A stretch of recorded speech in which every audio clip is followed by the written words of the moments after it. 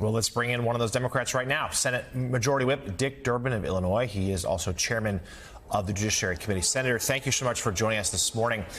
Let's start right there. Your analysis on what we have seen in a head-spinning 24 hours there on Capitol Hill, the deal falling apart, a government shutdown looms, and Donald Trump and Elon Musk's help making a lot of demands of fellow Republicans. Well, we have a bipartisan compromise. We've worked it out. It includes some elements that go beyond a simple continuing resolution. For example, disaster assistance. You've gone through some of the specifics already. There have been natural disasters. There have been terrible disasters like the Baltimore Bridge, Francis Scott Key Bridge that came down in an accident that interrupted the commerce on the East Coast. We want to solve those problems, and the Republicans have asked us, and many of us have joined in on an effort to help rural America, emergency assistance there. So it's a bipartisan compromise. We should move forward and vote on it. Senator, the introduction of a Christmas tree bill at this late stage of the session is not unusual. It's happened many, many times before. You've dealt with it effectively and efficiently despite the horrendous add-ons to some of these bills. But this time it's different. This time you've got Trump and Musk, or Musk and Trump, depending on who you think has priority, inserting themselves into the issue, delaying the issue, and perhaps putting people out of work and having the government shut down. And this might be, and I want to know your view on this, a preview of coming attractions legislatively, chaotic legislatively. What do you think? Well, it does concern me that we have these two individuals who are not elected at all dictating what the terms of a federal budget's going to be, what the compromise will be, and obviously they don't have a very good memory. Let's look at one specific, Elon Musk. He's a very talented businessman. I've met him several times. I'm impressed by him. But he seems to have forgotten there was a moment where Tesla faced bankruptcy. His company was about to go under on the ash heap of business history.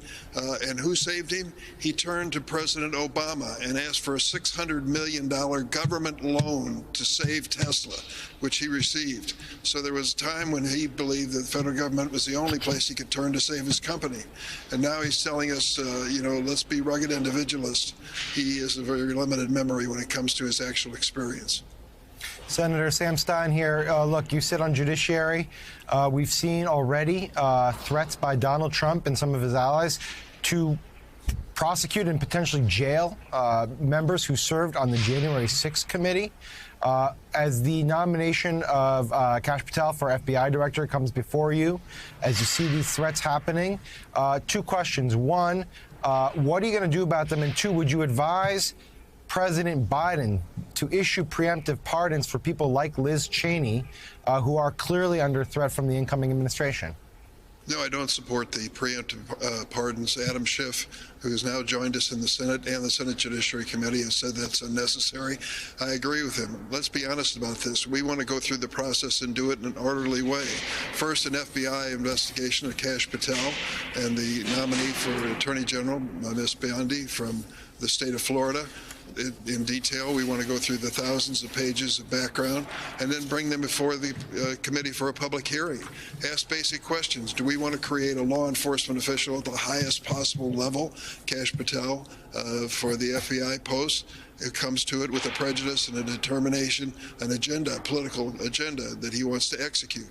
These are legitimate questions of any nominee of either political party, and we're going to ask them because we have the constitutional responsibility to do so.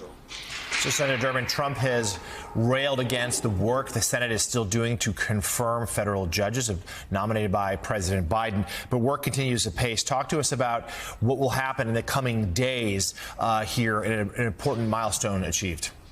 Well, we have two more judges to consider who are on the calendar, and we may bring them up for a vote as early as today.